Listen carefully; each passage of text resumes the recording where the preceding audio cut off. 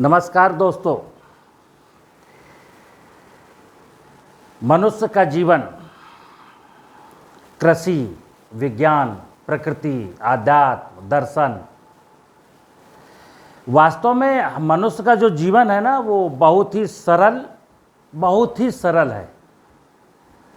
लेकिन अगर वो हम ठीक से समझें तो मतलब मनुष्य के जीवन में खुशियाँ कैसे आएंगी, मनुष्य के जीवन में दुख कैसे कम होंगे, मनुष्य अंधकार से प्रकाश की ओर कैसे जाएगा और मनुष्य आनंद का जीवन कैसे जिएगा, ये जो सारे के सारे विषय है ना, तो आज मैंने ये प्रयास किया है कि आपको ये दो भाग या 3 भाग में विषय समझाऊंगा।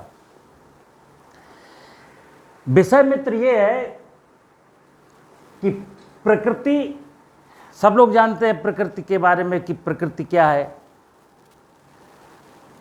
कृषि, सब लोग जानते हैं कि कृषि के बिना हमारा जीवन संभव नहीं है।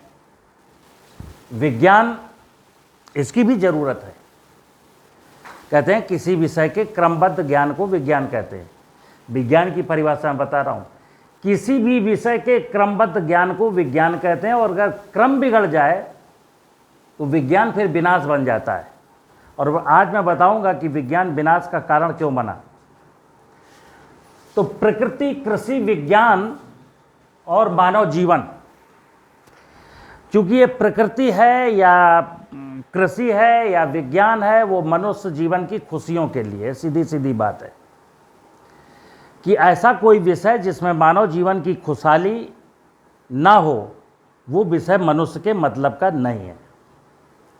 लेकिन वर्तमान जो समय जो चल रहा है उसमें मनुष्य के जीवन में दुख ही दुख हैं, संकट ही संकट हैं, चारों ओर अफरा तफरी का माहौल है। तो इस माहौल को समझना है किसी व्यक्ति को कि ये माहौल क्यों, कैसे रोका जा सकता है, तो उसके बारे में आज का मेरा ये विषय है।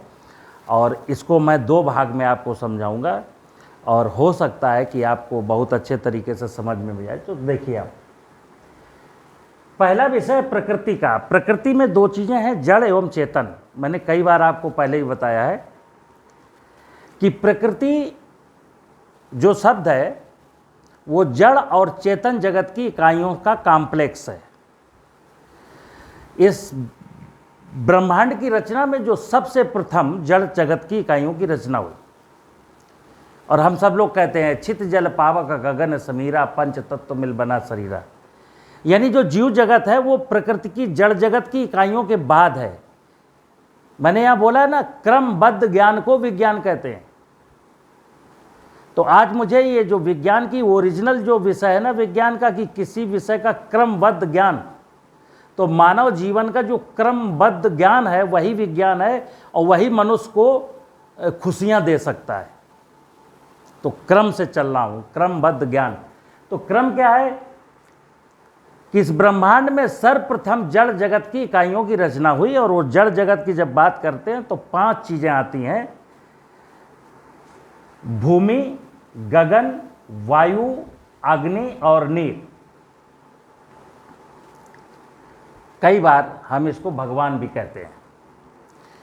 अगर किसी को भगवान समझना हो तो जड़ जगत की इकाइयों को, 5 इकाइयों को समझ ले जरा। भा से भूमि, गा से गगन, वा से वायु, आ से अग्नि और ना से नीर, ये भगवान है। तो अब भगवान को समझने में कोई दिक्कत तो है नहीं, भगवान तो आपके सामने, लेकिन फिर भी हम भगवान को खोजते रहते हैं। और भगवान को बताऊं कि कहते हैं कि ये शरीर भगवान ने बनाया है, और ये भी कहते हैं इस शरीर को भगवान ही पालता है, और ये भी कहते हैं कि मरने के बाद इस शरीर को भगवान में ही मिल जाना है। कितनी सरल बात है। तो विज्ञान का जो क्रमबद्ध है ज्ञान, वो क्रमबद्ध आपको समझा रहा हूं कि सर्वप्रथम मनुष्य को, जिस व्यक्ति को कहते हैं ना ये व्यक्ति ज्ञानी है, मतलब इसको ज्ञान प्राप्त हो चुका है। तो अगर आप में से कोई अज्ञानी हो और वो ज्ञान को प्राप्त करना है, यानी ज्ञान को समझना है, तो आज आपको मैं ज्ञान समझा के रहूँगा। तो जीवन में कोई का इतिहास पढ़ोगे, तुम कहो नहीं पढ़ेंगे, भूगोल नहीं, क्या पढ़ोगे? बोले प्रकृति की जड़ जगत की इकाइयों को पहले मैं समझ लूँगा, उसके आगे बढ़ूँगा। यही क्रम है कि प्रकृति की, इस भूमंडल की जो जड़ जगत की इकाइयाँ, पहले उनको आत्मसात करना है, फिर आगे बढ़ना है, तो आपको सारी चीज़ें समझ में आएंगी। तो पहले जड़ जगत की इकाइयाँ भूमि, गगन, वायु, अग्नि और नीर, जिसको भगवान कहते हैं, जिससे शरीर बना है, जिससे शरीर पलता है और मरने के बाद जिसमें शरीर विलीन हो जाता है। अब ये जो 5 इकाइयाँ हैं, ये जब कुछ समय के लिए, समय होता है 2 महीना, 3 महीना, 4 महीना, ये पांचों चीज़ें जब एक साथ मिलती हैं सब कुछ समय के लिए, तो वनस्पति जगत की रचना होती है। और आपने बरसात के दिनों में अपनी छत पर काई के जम जाने की घटना देखी होगी। रिमझिम बारिश 2 महीना हुई तो छत पर काई जम गई, पक्की फर्श पर काई जम गई। तो काई क्या है? वनस्पति जगत का प्रारंभ है। और फिर कुछ और समय बीतेगा, अगर वो पानी वहां पर गिरता ही रहे तो छत आपकी कंक्रीट की है, लेकिन वहां पर छोटी वनस्पतियों के बाद बड़ी वनस्पतियां ग्रो करने लगेंगी और जीव जगत यानी कि जो सूक्ष्म जगत की इकाइयां हैं वो भी वहां पर जन्म अपने आप ले लेती हैं। तो इसको हम कह सकते हैं, कुछ लोगों को संदेह होगा कि ये घास कैसे बन गई, ये बरगद का पेड़ कैसे बन गया, और ये चींटी कैसे बन गई, हाथी कैसे बन गया। तो ये प्रकृति का एक सिस्टम है, प्रकृति का विकास क्रम है कि जड़ जगत की जब 5 इकाइयाँ एक साथ मिलती हैं और समय जैसे जैसे बीतता है तो ये रचनाएं अपने आप बनती चली जाती हैं। बहुत बड़ा विज्ञान नहीं है, बिल्कुल सरल है। प्रकृति बनाती है, भगवान बनाता है, भगवान ही जानता है इसके रहस्य को। तो जड़ जगत की 5 इकाइयाँ कुछ समय के लिए मिली, वनस्पति जगत बन गया। वनस्पति जगत के बाद फिर जीव जगत आया। अब एक प्रश्न आपके दिमाग में है, जो जीव विज्ञान और वनस्पति विज्ञान पढ़ते ना, विज्ञान क्रमबद्ध ज्ञान को विज्ञान कहते हैं। अगर किसी व्यक्ति ने जीव विज्ञान पढ़ना शुरू किया, वनस्पति विज्ञान नहीं जानता, तो कभी वो जीव विज्ञान को समझ नहीं पाएगा। उसका कारण है कि जीव बाद में आया है ना, जीव के पहले क्या आया? वनस्पतियां आई हैं। तो जड़ जगत को पढ़ना, उसके बाद फिर वनस्पतियों को पढ़ना, फिर दैन हमको आना जीव जगत पर। तो जीव जगत, स्मॉल जीव जगत बना, फिर बड़ी वनस्पतियां बनी, फिर बड़े जीव बने, तब कहते हैं मनुष्य योनि की रचना हुई। अब ये आपने अपने बुजुर्गों से सुना होगा, शास्त्रों में पढ़ा होगा कि मनुष्य परमात्मा की इस धरती पर, इस भूमंडल पर मनुष्य परमात्मा की सबसे सुंदर और अंतिम रचना है। ये मनुष्य, इसको ज्ञानावतार कहते हैं कि अगर इस धरती पर, इस ब्रह्मांड पर कोई ज्ञान की इकाई है तो ये मनुष्य है। लेकिन वो ज्ञान की इकाई कब होगी मनुष्य? कि हम यहां कैसे आए। हम डायरेक्ट इन सबको बाईपास करके नहीं आए ना। पहले ये जड़ जगत आया, फिर वनस्पति जगत आया, फिर जीव जगत आया, उसके बाद फिर आप आ गए। तो मनुष्य एक्चुअल क्या हुआ इस धरती पर? ये धरती किसने बनाई थी, धरती का वैभव किसने सजाया था? हम तो बाद में आए, तो हम क्या हुए? हम किराएदार हुए। तो किराएदार की एक व्यवस्था है, किराएदार को मकान में कैसे रहना चाहिए। जिन लोगों ने मकान बनाया है, मकान का जो मालिक है, उसके साथ प्यार मोहब्बत के साथ सामंजस्य बिठा करके साथ किराएदार को रहना होता है। और यही परमात्मा ने यही ज्ञान दे करके, मनुष्य ज्ञान योनि की रचना है। तो ज्ञान योनि का मतलब क्या है? वो ये मकान किसका है? इस भूमंडल जिसमें मनुष्य रह रहा है वो किसका है? तो उसको बनाने वाले कौन है? ये जड़ जगत, ये वनस्पति जगत, ये जीव जगत, इन लोगों ने मिल करके इस भूमंडल की रचना की है। भूमंडल का सारा वैभव इन लोगों का है। हम तो बाद में आए, हम तो किराएदार हैं। तो हमको किराएदार का फर्ज निभाना, यही मेरा ज्ञान है कि किराएदार को यहाँ पर कैसे रहना है। लेकिन हुआ क्या कि परमात्मा की सबसे सुंदर और अंतिम रचना जो यहाँ पर किराएदार के रूप में है, इसने क्या किया? इसने मकान मालिक को ही भगाना शुरू कर दिया। आउट, तुम भी आउट, तुम भी आउट, भगो, हटो। कितने सारे जीव जगत की इकाइयों को इस मनुष्य ने नष्ट किया, कितनी वनस्पति जगत की इकाइयों को इस मनुष्य ने नष्ट किया, और भूमि की उर्वरता को मनुष्य ने नष्ट किया, और वायु यानी जो ऑक्सीजन की जो प्राणवायु का उसका स्वरूप मनुष्य ने बिगाड़ा, और जल जलाशय का जो स्वरूप था वो मनुष्य ने बिगाड़ा। अब ऐसा कोई किराएदार जो किसी के मकान में, जिस व्यक्ति ने आपको अपने मकान में जगह दी है, आप उसकी दीवार का प्लास्टर उचाड़ोगे, उसका पंखा नोच लोगे, उसकी फर्श खोद डालोगे, उसकी छत में छेद कर दोगे, क्या करेगा? वो डंडा लेके तो मारेगा ना आपको, फिर आप रोएंगे। तो क्या कहेंगे? मनुष्य के जीवन में दुख बहुत ज़्यादा है, मनुष्य को बहुत कष्ट है, मनुष्य के जीवन में इतनी आपदाएं हैं, इतनी आपदाएं हैं, कुछ मत पूछो। देखिए साहब, लैंड स्लाइडिंग हो गई, देखिए साहब बाढ़ आ गई, देखिए साहब सूखा पड़ गया। तो किराएदार ने अपनी कमी अब भी नहीं देख रहा है। मनुष्य किराएदार होकर के अपनी जो हरकतें हैं, अपनी जो अज्ञानता का सबूत है, अपनी जो बेवकूफ़ी है, उस पर आज भी नज़र नहीं डाल रहा है। और क्या कह रहा है? दैवी आपदा, मतलब कर्म करेंगे, कुकर्म कराएगा मनुष्य, और दोष किस पर मर देगा? प्रकृति की व्यवस्था पर। ये दैवी आपदा है। दैवी आपदा नहीं है, ये आपके कुकर्मों का परिणाम है। चाहे बाढ़ हो, सूखा हो, ओला हो, लैंड स्लाइडिंग हो, क्या है? ये सब मनुष्य के कुकर्मों का परिणाम है। और है क्या कि हमने विज्ञान को, कोई भी विज्ञान पढ़िए, भौतिक विज्ञान, रसायन विज्ञान, कोई भी विज्ञान उठाइए, हम लोग बड़ी बहादुरी के साथ क्या कहते हैं? विज्ञान की डिफिनीशन है, तो विज्ञान की डिफिनीशन यही कहते हैं कि किसी भी विषय के क्रमबद्ध ज्ञान को विज्ञान कहते हैं। ये हम कहते हैं, लेकिन हम किसी भी विषय को क्रमबद्ध तरीके से नहीं पढ़ते, उसका छोर पकड़ते हैं। क्यों? क्योंकि वहाँ रिजल्ट जहाँ है, परिणाम जहाँ ना सीधे सीधे मुझे तो भुनाना है, मतलब लंबी दूरी नहीं चलना, सीधे सीधे जो आउटपुट है ना, आउटपुट पर पहुँचना है। इसलिए मानव जीवन में कष्ट है।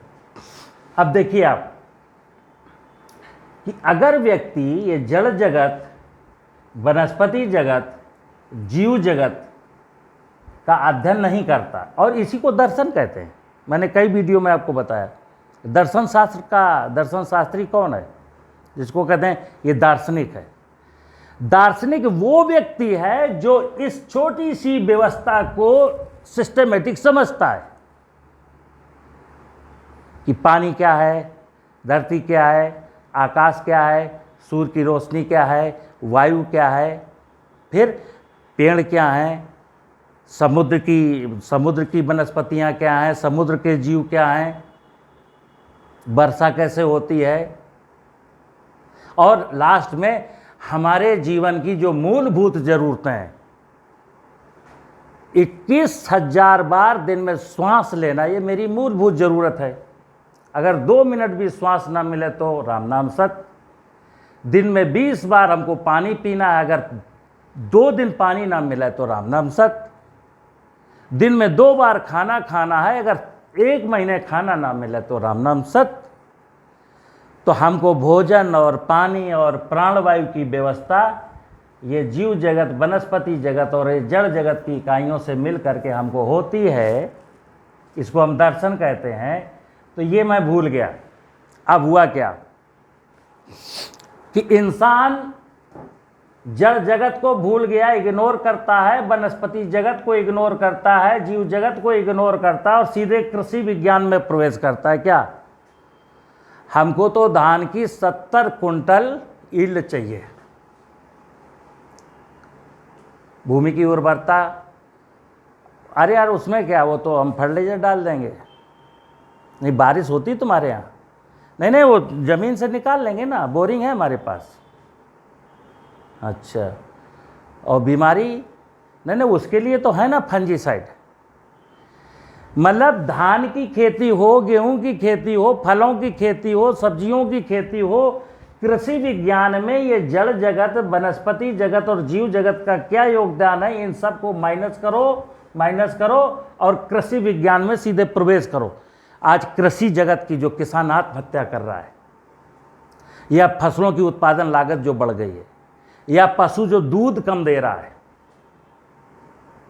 उसके पीछे कारण सिर्फ एक है कि मैं इस विषय को आत्मसात नहीं करता हूँ, मैं दर्शन को भूल चुका हूँ, इस पूरी व्यवस्था को भूल चुका हूँ। और फिर क्या करता हूँ? चिकित्सा विज्ञान। अब मनुष्य के शरीर में अग्नि की कमी है, यानी कि सूर्य के टच में रहता ही नहीं, वो कमरे में बंद रहता है, फिर एसी कार से चला जाता है, फिर एसी ऑफिस में बैठ जाता है, धूप की रोशनी उसने ली नहीं। तो अग्नि का जो स्रोत है वो सूर्य है। पानी में डुबकी लगा करके, नदी में, नाले में, पूरा का पूरा शरीर जब पानी के अंदर जाता है तो जल तत्व की कमी कभी नहीं होती। खुले आसमान में सोने में वायु तत्व की कमी नहीं होती। नंगे पांव चलने में पृथ्वी के सारे तत्व पांव के सहारे से हमको मिल जाते हैं।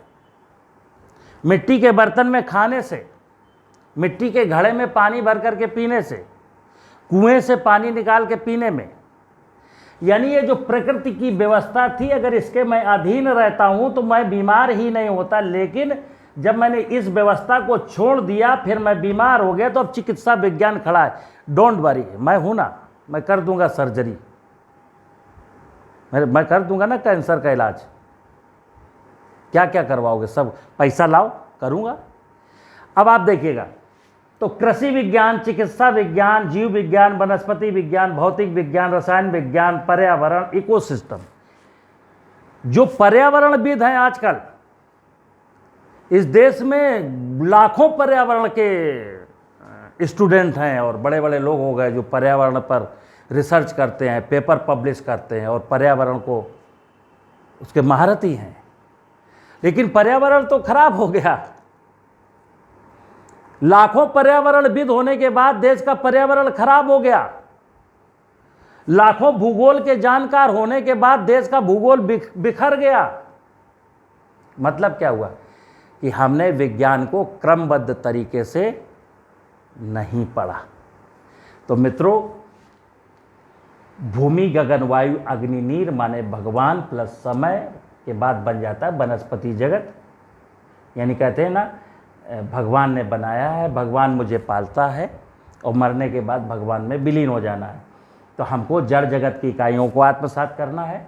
फिर इस पृथ्वी पर, इस भूमंडल पर नाना प्रकार की जो वनस्पतियां हैं, और सारी बता दूं, ये जो चिकित्सा विज्ञान है ना, ये चिकित्सा विज्ञान जो दम भरता है, मतलब वो अपना फूला नहीं समाता अपनी योग्यता पर। चिकित्सा विज्ञान से पूछिए कि आयुर्वेद की दवाएं भी फायदा क्यों नहीं करती। आपने देखा होगा प्राचीन काल में कि तलवार से हाथ कट गया, भाला छाती में घुस गया, पांव कट गया और वैद्य जी ने लेप लगा दिया, 3 दिन के बाद घाव ठीक हो गया। अब क्यों नहीं ठीक होता? क्योंकि अब जो जड़ी बूटी थी ना, जड़ी बूटी जो इस नेचर की व्यवस्था के अधीन जीती थी, ये वनस्पति जिस व्यवस्था में इसको रहना चाहिए था वो व्यवस्था नहीं बची। भूमि अनफर्टाइल हो चुकी है और वो आपको एलोवेरा की खेती कर रहे हैं। तो जब भूमि हमारी खराब हो चुकी है तो भूमि में जो वनस्पति खराब है, आप ग्रो करेंगे तो उसकी क्वालिटी तो डिक्रीज होगी और फिर उस वनस्पति से आप किसी आदमी की बीमारी का इलाज करोगे। तो शास्त्र तो कहता है कि अमुक जड़ी बूटी से अमुक बीमारी ठीक हो जाती है, लेकिन अमुक जड़ी बूटी से अब अमुक बीमारी ठीक नहीं होती। क्यों? क्योंकि क्रमबद्ध ज्ञान को हमने छोड़ दिया। ये क्रम है। देखिए, अब कमियां यहां से शुरू होंगी। कहते हैं मूल समस्या क्या है? तो जड़ जगत की जो व्यवस्था है, जब उसको हम डिस्टर्ब करते हैं, जैसे पानी है, पानी में अब आजकल हम लोग आरओ लगा के पीते हैं। चल समझना जरा बात को, कहते हैं ना पानी में हैवी मेटल्स बहुत ज़्यादा हो गए हैं, इसलिए इंसान आरओ लगा के पानी पीता है। बोले आरओ का पानी क्यों? बोले हैवी मेटल्स हैं, ये मेरे शरीर को नुकसान पहुंचाएंगे। क्यों भाई? अगर आपके शरीर को नुकसान पहुंचाएंगे तो वनस्पति जगत के शरीर को नुकसान नहीं पहुंचाएंगे। उनको भी आरओ का पानी आप सिंचाई के लिए देंगे। तो जो हैवी मेटल्स मैं अपने शरीर में नहीं ले जाता हूं कि ये डेंजरस है, वो हैवी मेटल्स सब वनस्पतियों में जाते हैं और उसके बाद आपके शरीर में आते हैं। चलो बचो, आप कितना बचोगे? तो अगर मनुष्य दार्शनिक होता, अगर मनुष्य वैज्ञानिक होता रियल में, और झूठ मूठ की तो आप अपनी पीठ खूब थपथपाते रहें कि हम साइंटिस्ट हैं, हम वैज्ञानिक हैं, हम विज्ञान के जानकार हैं, मैंने गोल्ड मेडल पाया, मैंने ये आविष्कार किया है। मुद्दा केवल इतना है, अगर मनुष्य सुखी नहीं है, मनुष्य स्वस्थ नहीं है, तो आपका कोई भी विज्ञान, कोई भी ज्ञान किस काम का? तो मैं आपको सिखा रहा हूं, जो स्टूडेंट मेरी वीडियो देखें, जिनको अपना जीवन हसीन मुस्कुराता हुआ जीना हो, और जो दुनिया को कुछ दे सकने की सामर्थ्य रखते हो, जिनको लगता हो कि मैं समाज सेवा करूंगा, मैं परोपकार करूंगा। परोपकार करने वाला व्यक्ति भी जब तक दार्शनिक नहीं होगा तब तक वो किसी का भला नहीं कर सकता। इसलिए मित्र, मेरे जीवन में दर्शन की बहुत बड़ी महत्ता है। इसलिए आप ध्यान रखिए कि जड़ जगत की इकाइयाँ ये कैसे सलामत रहें, यानी भूमि की उर्वरता, वायु, जल, अग्नि और गगन, दो ऐसे विषय हैं जड़ में। क्योंकि सूरज, अग्नि का जो स्रोत है सूरज, वो हमारी पहुंच से बहुत दूर है।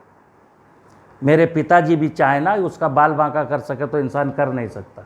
अगर इंसान के बस में होता तो सूरज भी खत्म हो चुका होता।